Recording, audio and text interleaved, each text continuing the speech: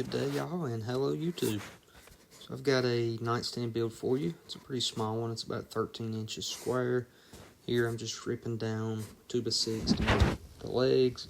Apologize, I don't have any miter saw footage for you.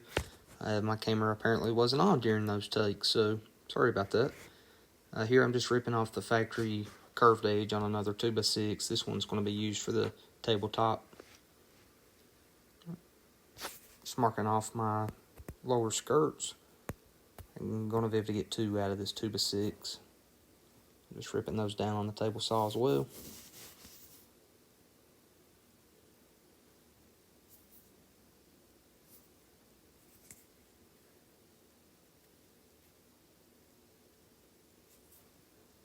Alright, so this is going to be a shelf for a drawer. So the table was so small that my local big box didn't have drawer slides, and in an effort not to have to order them, the clients and I worked out to just build a shelf and have the drawer slide back and forth on that shelf. So that's the plywood for that. Here I'm just drilling pocket holes into the skirts, the frames of the table. Pocket holes gets a really bad rep. However, they're plenty strong for what we're doing here. They're also super beginner friendly and pretty quick, so they're not a bad choice for something like this.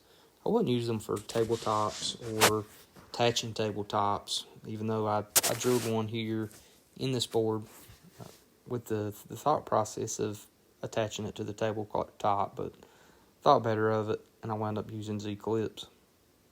As long as you use them on something you don't have to worry about wood movement, it's a good method of joinery.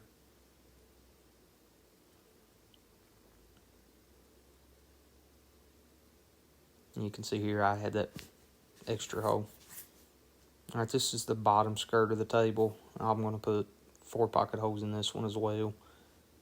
I prefer 4 over just 2, even in a small board like this, because it keeps the board from twisting.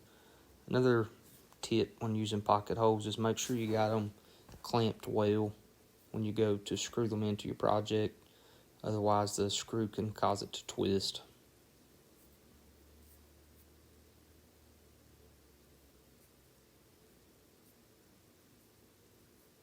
There's also better jigs out there to drill pocket holes with. This is I think it's the Craig R3. I like this one because it can get in small spaces, but there's definitely faster jigs out there.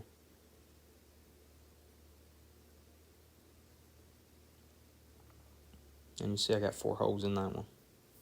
You're going to do that on all 4. Here I'm attaching the legs to the upper skirt. You notice I still use glue, even though it's not going to work super well on that end grain. But between the glue and the pocket holes, it will be good and secure. And if you notice under, I have a speed square.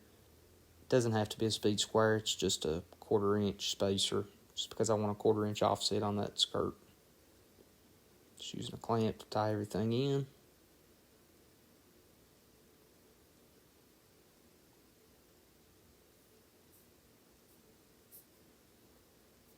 Drilling the pocket holes in, or the pocket screws.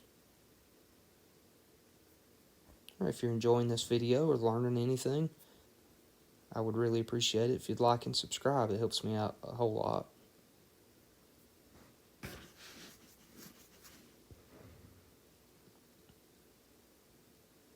It's important to make sure you don't over tighten these. I cut my drill down to the slowest setting just to make sure I don't over tighten them.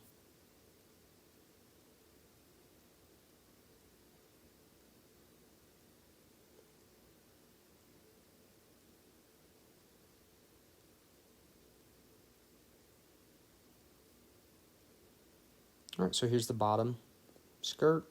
This one, it is important to use a square to make sure it's the same distance on both sides.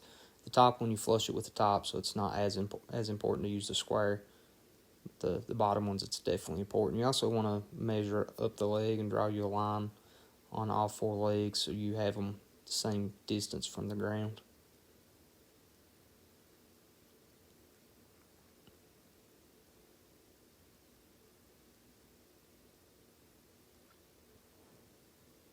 This table actually was a little bit more difficult than I anticipated just due to the size. It was a little bit hard to get into the inside of the table to screw things in, or also installing that drawer.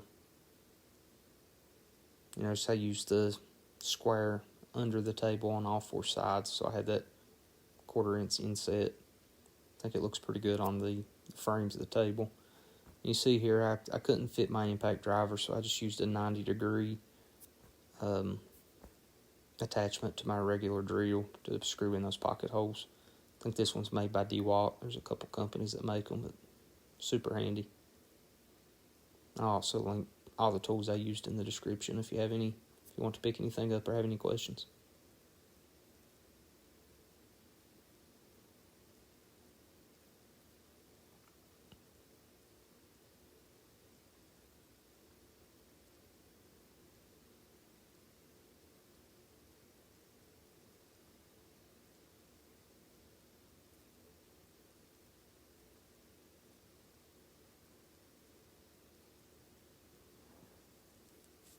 Alright, so here's the tabletop. I also didn't have any footage of using a router, or excuse me, not a router, a jointer to joint these boards. You can also do it on a table saw, and if I get some good comments, I'll actually do a video on different methods of joining boards together. The only thing that really matters is you have a perfect 90-degree on each side of the boards. I want to make sure you get a significant amount of glue on both sides. Different people is going to tell you different things on your glue up. Some people argue that you need to put glue on both boards. Some people argue that you need to put glue on one board. I really don't care which way you do it. The only thing is make sure you put enough glue on there that you're not going to have any gaps or spaces that doesn't have glue. I typically just put it on one side, and then you'll see when I actually attach the boards to each other and do the glue up that I'm going to move it back and forth just to make sure that all my glue's spread out and covered on both sides. I prefer to do it on one side because it's a little bit faster and I don't have to worry about my glue drying before I get my glue up done. When I do my tabletops, I like to have these small boards under it.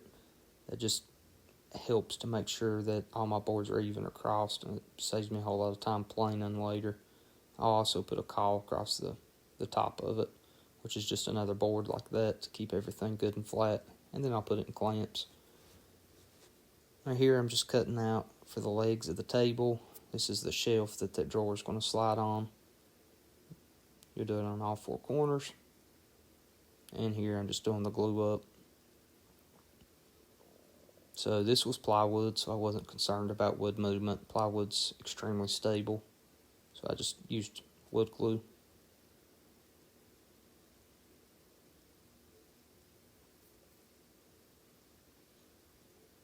Again, spreading out the glue to make sure it covers the entire surface.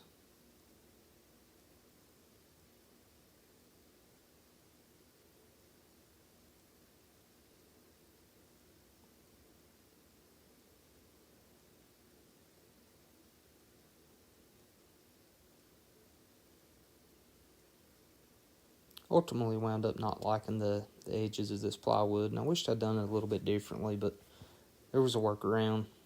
I wound up taking a router, a flush trim bit to flush it up with the table above it, and then using small sheets of plywood to make trim around it. I'll show you that a little bit later. Here I'm just using a key joint to make my drawers. I like this joint quite a bit because it's fast and draws attention and strong enough for what we're doing here. Just doing the glue up.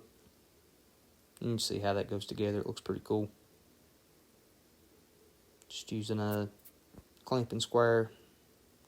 Keep the drawer square. And you'll notice that it's important to clamp it this way to put the extra pressure on the joint. I got this one just a little bit tight, so I had to peck it in.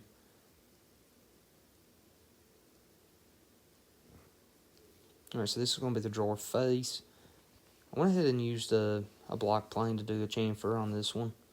I think it's a little bit more interesting than using a router where you would traditionally see it done.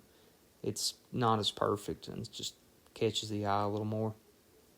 Here I'm just planing down the tabletop. You could, if you have one, you could absolutely use a bench top planer as well. Here I'm just removing any loose materials from inside those knots, and then I'm going to fill it with wood glue, or excuse me, CA glue. This stuff's awesome. I'll link it in the description as well. I think it's the medium thick, and it's in brown. It was accelerator that I sprayed on it. It almost instantly hardens. And then once you sand this down, you're never going to notice that it's got glue in it. It blends with the wood very well. Alright, so this time for the edge profile, I am going to use a router. This is a 45-degree chamfer bit. I believe this one's from Whiteside. They make some of the best bits in the business. They're a little bit expensive. I think a 4-pack is about $100, but they're well worth it. If you get the cheap sets of bits off Amazon or something like that, you're going to go through them very quickly. They get dull, and a dull router bit's all but useless. It just burns the wood and doesn't cut it smooth.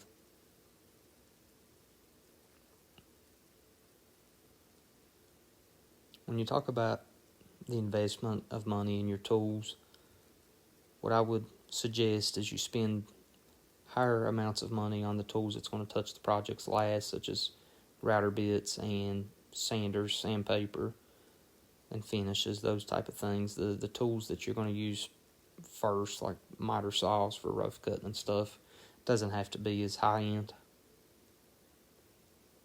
So here I'm just gluing on the bottom shelf.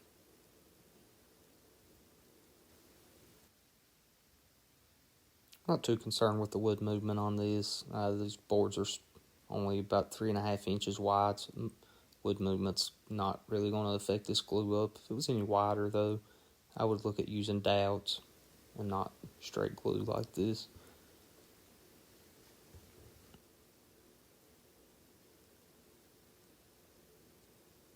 Alright, you can see how I don't like the edge profile of that plywood, so I'm going to cover it up. Again, I just took some 1/4-inch plywood and cut little strips. Made a trim effect to go around. And I'm just going to glue it up there and tack some brad nails.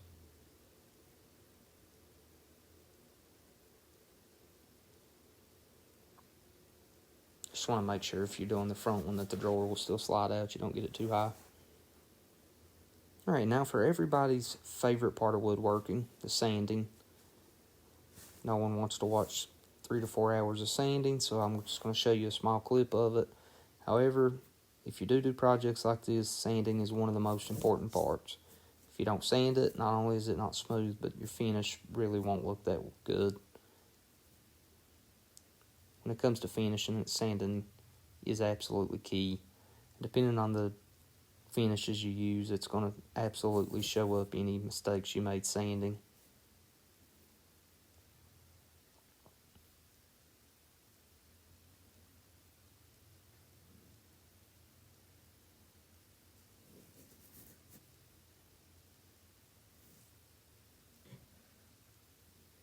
Alright, so once you get out of the sanding, you get to go to the best part of woodworking, which is the finish. It's where you make the wood pop. Here the client wanted white paint. This is a spray can of chalk paint. I actually didn't care for this particular finish. However, it turned out pretty good, but it took 4 to 5 coats.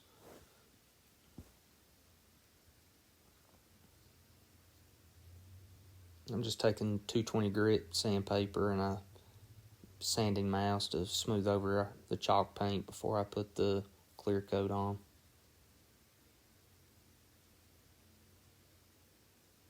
I'll also sand, light sanding in between each coat of clear coat. Alright, so math is hard, so I screwed up. I forgot about taking into account for the Z-clips. Like I said, I was doing the pocket holes at the beginning, so I just had to cut down the top of the drawer just a little bit to get it to fit. So I just made a template, used a flush trim router bit, and cut the sides and the front. However, I already had the face on the front of the drawer, so I couldn't do it on the back. So I just took a chisel and cut it down. No big deal. And there's the finished product. Turned out pretty well. And there it is in the client's house. I hope you enjoyed this video. If you did, please like and subscribe. Have a good evening.